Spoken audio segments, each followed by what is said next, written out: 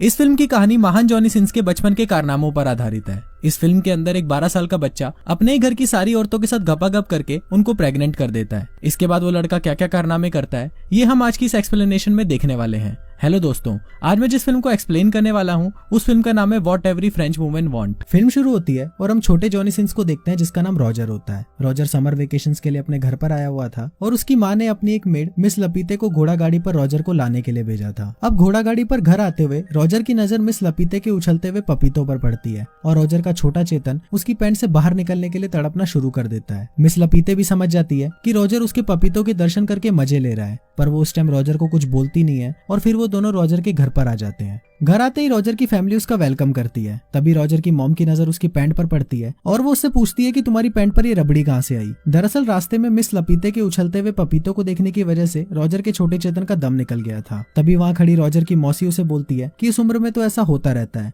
और वो अपने हाथों से रॉजर की रबड़ी को साफ करने लगती है। इसके बाद वहाँ रॉजर अपनी छोटी बहन से मिलता है जिसका नाम बर्था होता है। फिर बर्था रॉजर को जंगल में घुमाने के लिए लेके जाती है और वहाँ पर रॉजर की मुलाकात मिस लपीते से होती है। बातें करते हुए मिस लपीते को अचानक जोर से सुसु आ जाती है और वो रॉजर के सामने ही अपनी स्कर्ट ऊपर करके पेड़ों को पानी देने लगती है। रॉजर ये सब देखकर सोचने लगता है कि उसे इस उम्र में क्या क्या देखना पड़ रहा है और इसके बाद रॉजर वहाँ से चला जाता है। रॉजर जंगल में अकेला घूम रहा होता है पर तभी रॉजर का पैर फिसलता है और वो झाड़ियों में आकर गिर जाता है। वहाँ पर रॉजर को किसी लड़की की हंसने की आवाज सुनाई देती है। रॉजर देखता है कि वहाँ उसकी घर की एक मेड उर्सुला किसी आदमी के साथ दबा के संभोग कर रही है। तभी उर्सुला की नजर रॉजर पर पड़ती है और वो उसको देखकर हंसने लगती है। रॉजर ये सब देखकर डर जाता है और वहाँ से अपने घर भाग जाता है। रात को रॉजर अपनी फैमिली के साथ डिनर करता है और डिनर करने के बाद वो अपने कमरे में सोने चला जाता है। रॉजर सोने ही वाला होता है पर तभी उसे अपने कमरे के बाहर बर्तनों के खड़खड़ाने की आवाज सुनाई देती है। रॉजर जब बाहर झांक कर देखता है तो उसकी फटकर हाथ में आ जाती है। रॉजर देखता है कि उसकी एक नौकरानी हेलन एक दरवाजे से आधी बार निकली हुई थी और कोई ठोकुमल उसका पीछे से ही गेम बजा रहा था। टपाटप करने के बाद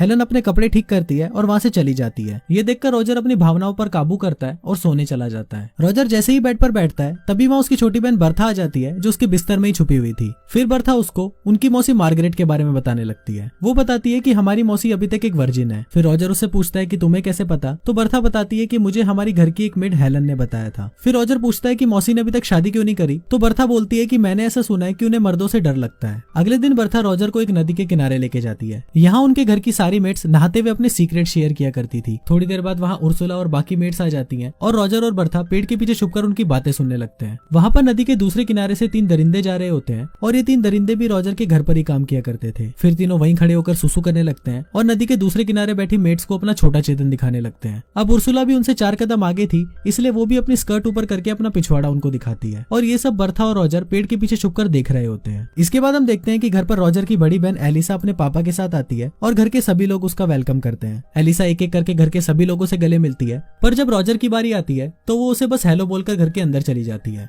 अब रॉजर को ये समझ नहीं आ रहा होता कि उसके साथ ये अन्याय क्यों हुआ। तभी रॉजर की छोटी बहन बर्था उसके पास आती है और उसे अपने साथ एक चर्च में लेके जाती है। फिर वो दोनों चर्च की छत पर बैठकर उसकी मासी की बातें सुनने लगते हैं जो चर्च के फादर के सामने अपने पाप को कन्फेस करने आई थी। फिर मार्गरेट फादर को बोलती है कि फादर मेरे से एक बहुत बड़ा पाप हो गया है। फिर फादर उससे पूछते हैं कि तुमसे क्या पाप हुआ है, तो मार्गरेट बताती है कि मेरा नेफ्यू रॉजर कुछ दिनों पहले ही घर पर आया है और जब से मैंने रॉजर को देखा है मैं उसके प्यार में पागल हो गई हूँ और कई बार तो मैंने अपने सपने में उसके साथ दबा के संभोग किया है। ये सभी बातें ऊपर बैठा रॉजर भी सुन रहा होता है और वो बहुत ज्यादा एक्साइटेड हो जाता है। रॉजर सोचने लगता है कि घर में कोई तो है जिसको मैं भी पेल सकता हूँ, वरना घर की सारी औरतों को तो नौकर ही पेलते जा रहे हैं। अब ये सब पेलम पाली की बातें सोचते हुए रॉजर और भी ज्यादा एक्साइटेड हो जाता है और नीचे आकर गिर जाता है। इसके बाद पादरी और मार्गरेट रॉजर को अपने साथ घर पर लेकर आते हैं और उसकी माँ को सारी बातें बता देते हैं। फिर रॉजर की माँ पादरी से पूछती है कि इसे क्या सजा मिलनी चाहिए, तो इस पर पादरी बोलता है कि इसके पिछवाड़े पर मार मारकर उसको बंदर के पिछवाड़े की तरह लाल बना देते हैं। रॉजर की माँ को भी ये बात अच्छी लगती है और वो पादरी को बोलती है कि मस्त प्लान है।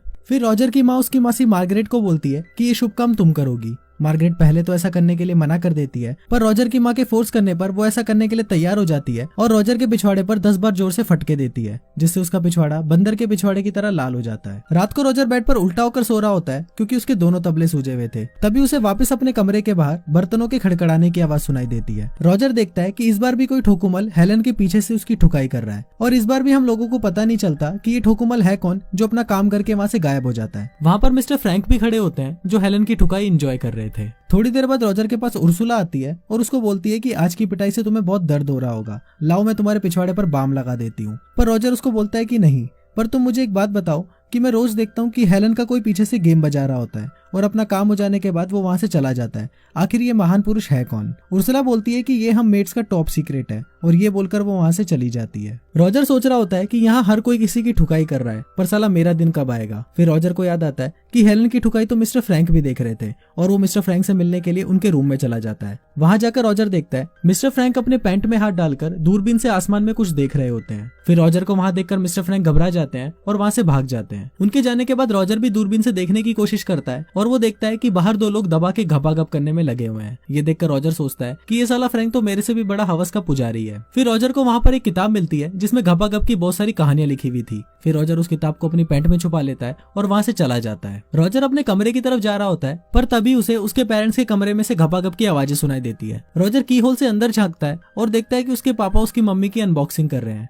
तभी वहाँ अलीसा का मंगेतर रोनाल्ड आ जाता है और रॉजर को झांकते हुए पकड़ लेता है। फिर रॉजर उसको बोलता है कि प्लीज तुम मेरे पेरेंट्स को कुछ मत बताना, और तुम जो बोलोगे मैं वो करूंगा। अब रोनाल्ड भी इस मौके का फायदा उठाता है और रॉजर से अपनी कार साफ करवाता है। इसके बाद हम देखते हैं कि रॉजर एक अस्तबल में छुपकर उस किताब को पढ़ रहा होता है, और उस किताब को पढ़ते हुए वो अपनी पैंट में हाथ डालकर अपनी घोड़ा गाड़ी चलाने लगता है। तभी वहाँ पर उनका एक नौकर चूतड़मल आ जाता है और रॉजर उसको देखकर एक कोने में जाकर छुप जाता है। थोड़ी देर बाद हेलन भी वहां पर मुर्गियों को दाना डालने के लिए आती है, और फिर चूतड़मल हेलन को वहीं फंसा देता है और पीछे जाकर उसका गेम बजाने लगता है। हेलन वहां पर रॉजर को देखती है और उसे हेल्प करने के लिए बोलती है। जैसे ही रॉजर हेलन की मदद करने के लिए आता है, हेलन रॉजर को मना कर देती है और बोलती है कि अभी थोड़ी देर रुक जाओ। दरअसल हेलन को भी अपना गेम बजवाने में मजा आ रहा था। फिर रॉजर बाहर देखने के लिए जाता है कि आखिर क्या हो रहा है, पर तब तक चूतड़मल हेलन का गेम बजा चुका था। इसके बाद रॉजर अपने घर के अंदर आता है। वहां पर उसकी बड़ी बहन एलिसा और उसका मंगेतर रोनाल्ड बैठे होते हैं। फिर रोनाल्ड रॉजर को देखकर बोलता है कि मेरे जूते बहुत गंदे हो गए हैं और तुम इसे अच्छे से साफ कर दो, पर रॉजर उसे ऐसा करने से मना कर देता है। अब इससे रोनाल्ड गुस्सा हो जाता है और रॉजर की मॉम को उस रात की सारी बातें बता देता है। रॉजर की मॉम ये बात सुनकर बहुत गुस्सा हो जाती है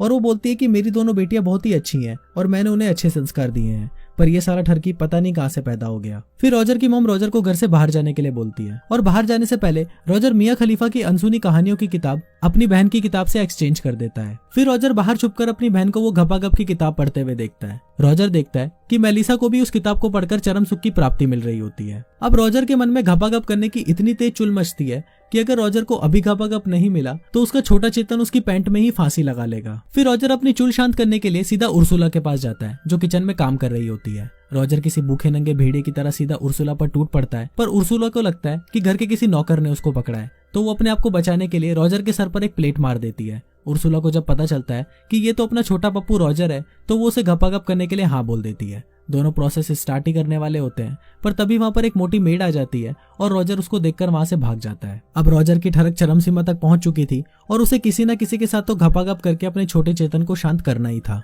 अचानक रॉजर को मिस लपीते याद आती है और रॉजर सोचता है कि कोई दे ना दे, पर मिस लपीते अपने पपीते मुझे खिला ही देगी, और वो भागता हुआ सीधा मिस लपीते के पास चला जाता है। वहां पहुंचकर रॉजर वापस भूखे नंगे भेड़ियों की तरह मिस लपीते पर टूट पड़ता है और उसकी सुरंग की खुदाई करना शुरू कर देता है। पहले तो मिस लपीते रॉजर को ऐसा करने से मना कर देती है, पर बाद में वो भी चरम सुख के मजे लेने लगती है। थोड़ी देर बाद एक डाकिया वहां पर चिल्लाते हुए आता है और बताता है कि जंग छिड़ गई है और जर्मनी ने फ्रांस पर जंग का ऐलान कर दिया है। ये सुनकर सभी लोग वहां पर इकट्ठा हो जाते हैं और रॉजर के छोटे चेतन को यहाँ पर भी निराशा का सामना करना पड़ता है। अब अगले दिन रॉजर की फैमिली के सभी मर्दों को जंग में जाना था, इसलिए वो सभी घर में पार्टी करने लगते हैं। फिर वहां पर मिस्टर फ्रैंक आते हैं और सबको बोलते हैं कि मैं जंग पर नहीं जा सकता क्योंकि मुझे अस्थमा है। रॉजर को जब ये पता चलता है कि घर के सारे मर्द जंग पर जाने वाले हैं और सारी औरतें घर पर अकेली रहेंगी, तो वो ये सोचकर खुशी के मारे नाचने लगता है। अब फ्रांस में एक रिवाज होता है कि जब भी घर के मर्द जंग पर जाते हैं तो एक रात पहले सभी मर्द अपनी वाइफ के साथ जंगल में जाकर घपाघप करते हैं। अब आज रात को भी सभी मर्द अपनी वाइफ के साथ जंगल में जाकर घपाघप करने लगते हैं और वहां रॉजर इन सबको देखकर सोच रहा होता है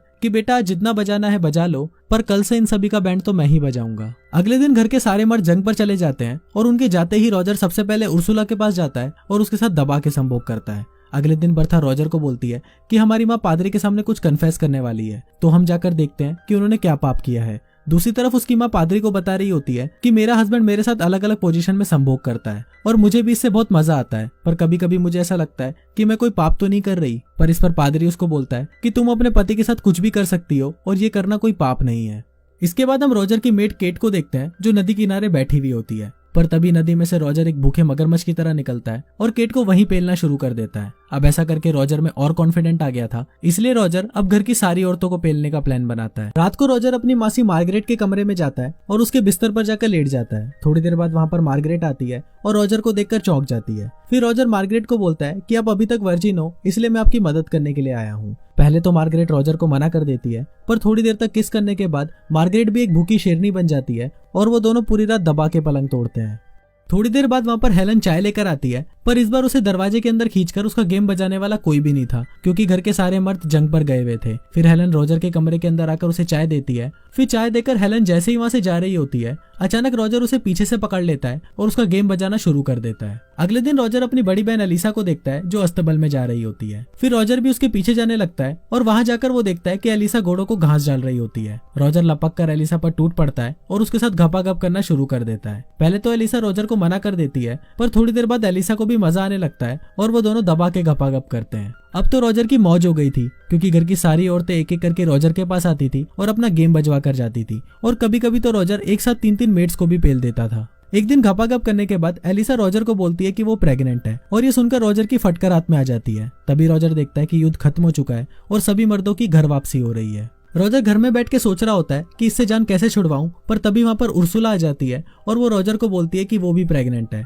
फिर कुछ देर बाद उसकी मासी मार्गरेट भी उसको बोलती है कि वो भी प्रेग्नेंट है। अब रॉजर सोचने लगता है कि कुछ तो करना पड़ेगा, वरना घर के सभी लोगों को मेरे कांड के बारे में पता चल जाएगा और मेरी माँ सड़क के बीच में मुझे खड़ा करके मेरा पप्पू कटवा देगी। अब सबसे पहले रॉजर एक लाल नेल पॉलिश लेकर आता है और उसे लेकर अपनी बहन एलिसा के पास जाता है। रॉजर एलिसा के बेडशीट पर उस नेल पॉलिश को लगा देता है और उसे बोलता है कि तुम रोनाल्ड को सेड्यूस करो और उसके साथ आज रात पलंग तोड़ घपाघप करो, ताकि रोनाल्ड को ये लाल रंग देखकर लगे कि तुम अभी तक वर्जिन हो। इसके बाद वो अपनी मासी मार्गरेट के पास जाता है और उसको बोलता है कि आप मिस्टर फ्रैंक से शादी कर लो, क्योंकि वो आपसे बहुत प्यार करते हैं। और ये सुनकर मार्गरेट भी शादी के लिए मान जाती है। इसके बाद वो उर्सुला के पास जाता है और उसे शादी के लिए प्रपोज करता है, पर उर्सुला उसे शादी करने के लिए मना कर देती है, क्योंकि वो पहले ही किसी काणे आदमी को पसंद करती थी। अब तीनों औरतों की एक साथ शादी हो जाती है और किसी को पता भी नहीं चलता कि रॉजर ने पीछे से क्या कांड फैलाया था। उसी रात रॉजर एक बार फिर हेलन के साथ पलंग तोड़ संभोग करता है और कुछ दिन बाद हेलन रॉजर को बताती है कि वो भी प्रेग्नेंट है। अब रॉजर की भी छुट्टियां खत्म हो चुकी थी और वो भी अपने स्कूल जाने के लिए घर से निकल रहा था। रॉजर जाने से पहले हेलन को बोलता है कि तुम्हारे लिए भी मैं एक पति का इंतजाम कर दूंगा। इस पर हेलन रॉजर को बोलती है कि इसकी कोई जरूरत नहीं है, मुझे तो घर के लगभग सभी मर्दों ने पेला है, तो मैं ये मटका किसी के भी सर पे जाके फोड़ दूंगी। फिर रॉजर वहां से चला जाता है और कुछ इसी तरीके से ये फिल्म यहीं खत्म हो जाती है।